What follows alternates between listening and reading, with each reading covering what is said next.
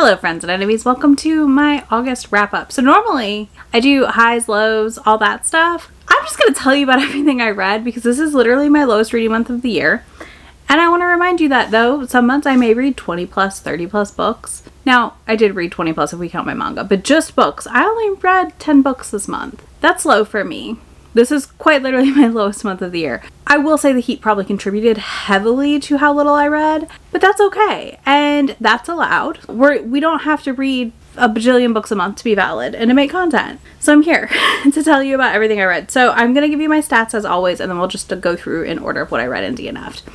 Because yeah, I did have not the best reading month. I have struggled this month a little bit. There's been a lot going on in the world, in my life. I just wasn't gravitating towards books, audio or ebooks. Maybe I was saving up steam for September. I don't know. You just couldn't pay me enough to pick up a damn book for most of the month. So yeah, let's dive into my stats real quick. I read 10 books and DNF'd one book for a total of 2,843 pages. I listened to 16 hours of audio. My average rating was a 3.8. Again, I think we're seeing why I didn't read a lot this month. I think we're seeing what happened as I tried to read a bunch of ARCs and do other things this month. It's fine. Format-wise, I read 4 ebooks and listened to 6 audiobooks. And then age demographics, I read 9 adult titles and 1 YA. So that's fantastic. Now let's dive into the titles. Those stats do include my DNF book. I will say that also. So book-wise, let's go in order of what I read and when I read it. Book-wise, I read Well Bred by Adriana Anders, or A. Anders. Started this at the end of July and read it into early August. This is a book that was so good. I really enjoyed it.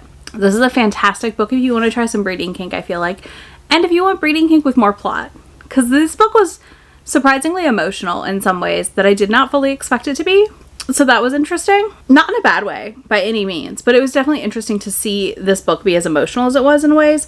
This follows our heroine. She is recently divorced, running her restaurant. Her brother is in prison and sends a friend from prison to help her out. And he becomes the chef. And he finds out that she's been struggling to afford IVF. And he's like, it's fine. I'll get you pregnant. I'll do it. I've got you. I will handle this. And they enter into a contract. And they bone it up real good. And there's definitely some emotional bits. And it was a very touching story for how heavily it relied on some breeding kink. I had a good time. I really enjoyed this. I gave this a solid 4-star. I think this is just 4 stars. I think this is just an absolutely fantastic setup, a great execution. I think that Anders writes tropes really well. She writes to tropes and delivers in doing so. And tropes we don't always get a ton of, at least in things I read. Then I read Dark Restraint by Katie Robert. This is one of my most anticipated reads of the year. I already have an arc for Sweet Obsession. Be jealous. It showed up on Edelweiss and I immediately was like, yes, please. I need that arc. And I got it. I am very excited for it. But Dark Restraint was fantastic. I think this was a wonderful addition to the Dark Olympus series. I think it delivered on Morality Chain in a way that I do not often get. And that makes me so happy. And if you're unfamiliar with Morality Chain, this is when the hero is only good for the heroine.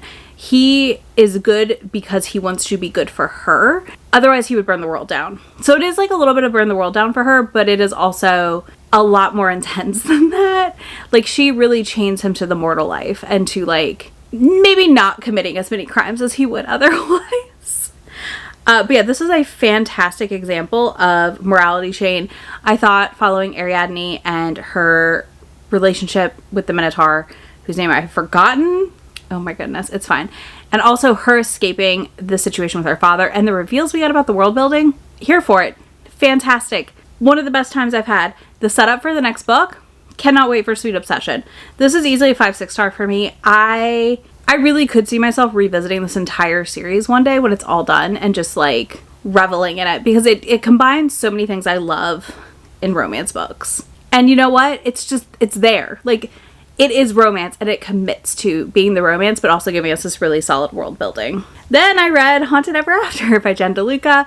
I talked about this in the ARC vlog. I'll link to that blog down below if you didn't watch it yet. I read 10 ARCs in this video. It was a lot. Someone in the comments, I don't remember which one of y'all said it, but was I viewed this book with a mystery plot and a romance subplot. And honestly, I think that could work. My mom enjoyed it. Other people I know have enjoyed it more than I did. I didn't hate it by any means, but it just was fine. It was aggressively okay as a book. I was happy that we did get ghosts on page in this one. I will say it takes until like 90% for them to bang. It is like a 3 for me. It is fine. I'm not mad I read it.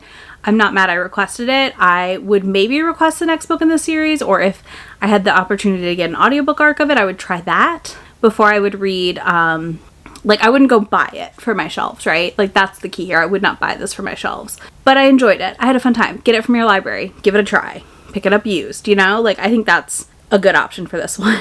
But yeah, it was aggressively okay. And, you know, I'm okay with it being aggressively okay. Like, that's allowed. That's fine. This one is about a girl who moves, like, out of Orlando to, like, a coastal town that's haunted and known for being haunted, and is kind of a haunted tourist trap situation. It's, like I said, it's aggressively okay. It has a lot of premise here, and I do think there's a high potential for later books in the series to deliver more, because we already had some groundwork laid on the book world in this title. Next, I read Velvet Steel by Dahlia Davies. This is another one. I gave it a 3.5. It's fun. It's goofy. I still love her Easter Bunny series, her Valley of the Hidden Gods ones. But this one, same thing. Dahlia Davies commits to the bit. She is like, I'm here. I'm writing a goofy vampire book where he claims her as his wife. And there's a lot of boning and a lot of referring to his business as the Velvet Steel. And it's funny for that alone.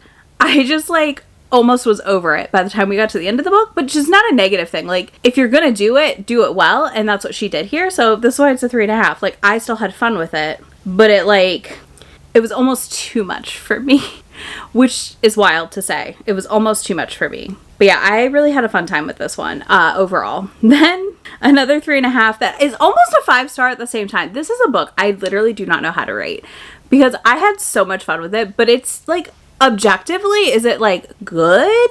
Maybe not. But is it a fun freaking time? And does that mean it's a 5-star? Maybe.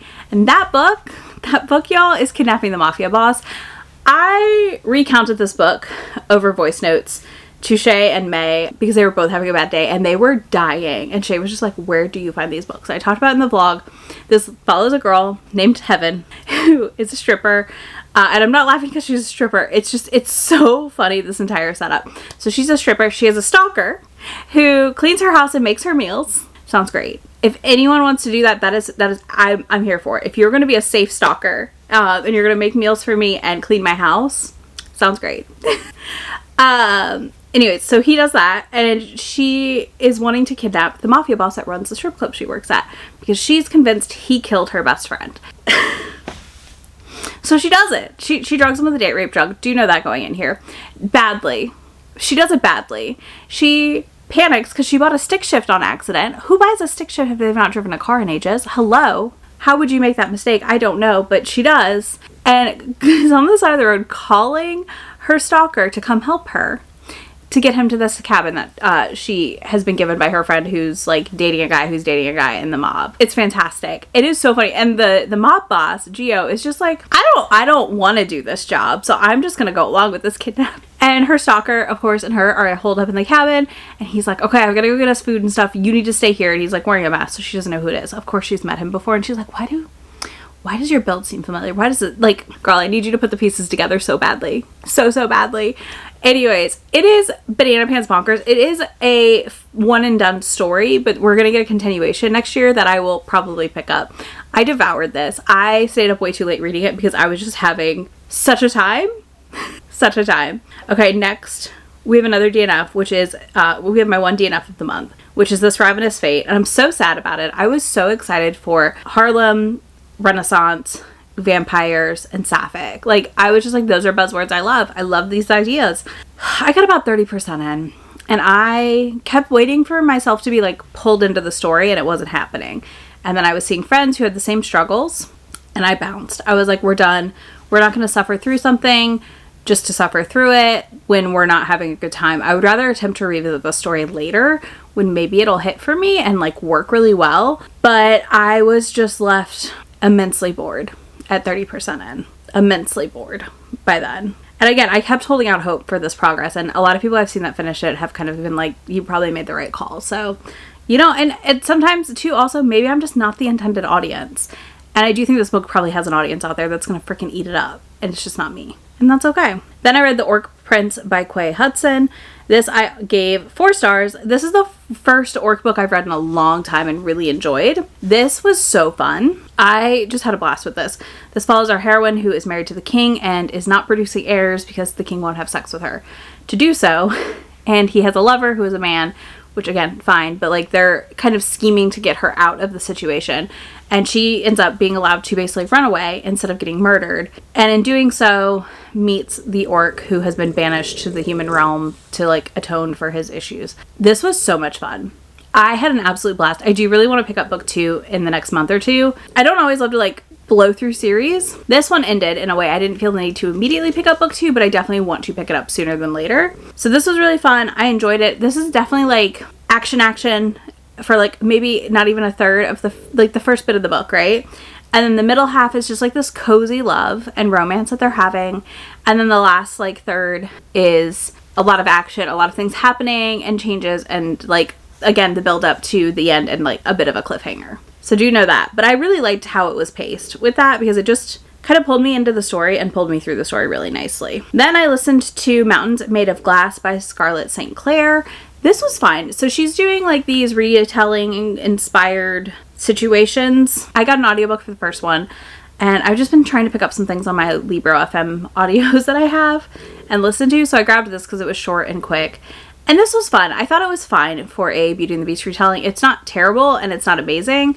It's like a solid 3.5 for me. It's so short that like I will listen to the next one because like they're all like I think they're all under 6 hours so far in this series, which I think is great. I don't think every fairy tale retelling needs to be super long either. So there's that. But yeah, this was fine. I think if you're looking for just something quick and easy to listen to, it's a great option. Next, I read Only When It's Us by Chloe Leese. This is a member's pick. I was doing a massive catch up. So if anybody was a member and left, and this was a book in the month you were a member, DM me and I will send you the vlog. Because I literally am almost caught up now. And I feel so bad how long it's taking me. But this is another one that was like a 3.5 for me. I did not get half a star for Harry Potter references. And just some like discomfort with how certain things were handled. But like I also understood why they were done that way. Like, I don't know. It was really weird. This wasn't bad. I enjoyed Willa and Ryder's romance. I found it mostly enjoyable to listen to and read. I found it a fun story. It felt different. It was like kind of unique, you know, like it's not something we've gotten a ton of. And I really liked the ending. I also really liked meeting Ryder's family, which is who we're going to follow the Bergman brothers in the rest of the series. So I'm intrigued for that. Big content notes here for Death of a Parent on page, well, kind of on page, like it happens in the book. Cancer happening also. So there's that. Those are like the big things. And there's some ableism and stuff. And also obviously Harry Potter references. Not extensive though. That's why it's only half a star, not a full star. But yeah, I liked this for the most part. I definitely want to read the next book in the series, and I'm going to. And I think I'm going to like other ones more than I liked this one. This just also isn't like my normal tropes necessarily. Like, yes, he's grumpy and I would say she's also grumpy, honestly. But yeah, like something in it like just didn't fully pull me through like I expected it to. Again, I did not hate it. I think it's an interesting book. I think it's an interesting concept, especially when it came out in like 2020 originally. I understand the love for this series. Then I read The Stand-In by Lily Chu. This is available on Audible with audio, like for free if you have an Audible subscription. This is one I want to give quick content notes going in. I gave this 4 stars. The quick content notes for this one would be dementia on page. Her mom has dementia and that is dealt with a lot. Also, China's one-child policy. Stuff goes into that here.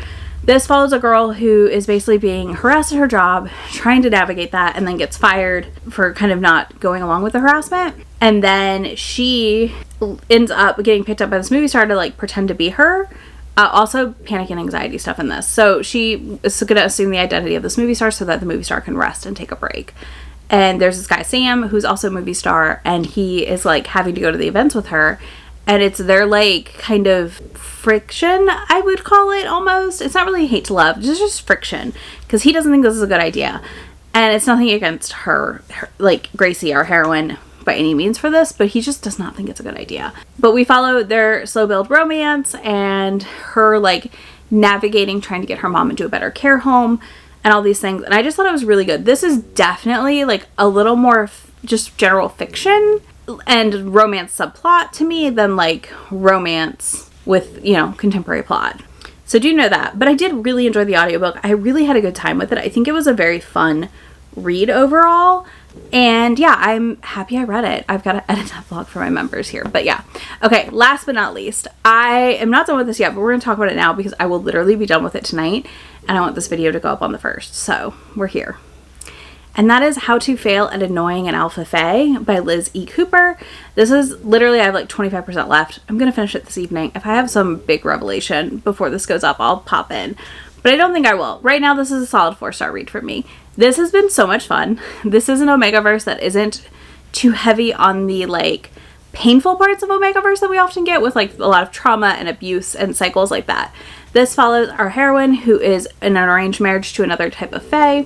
And it's to unionize their countries, basically. And in this union, she is like, I'm just going to drive him nuts until he leaves so I can be single again and not deal with this. I don't want to do this. And basically, he's like, yeah, whatever. You can't do anything. And he's determined. He's like not worthy of love, of course. And she has to battle that belief he has extensively to like get him to see he is worthy of love. So yeah, he and her like kind of clash but don't, like it's really funny clashes, and very quickly we move into them kind of slowly falling into love with each other and into like and all those things. We also are fighting a thing happening in the world where couples in these arranged marriages are vanishing or being murdered. So that's been really interesting, and I'm really liking this. So I'm really excited to, 1, try more in this series and more from this author, but 2, finish this up this evening. But it is a solid 4-star. I don't really see anything coming out in the end of it changing that, so I figured I'd just include it now instead of rolling it into September. So yeah, that is everything I read in September.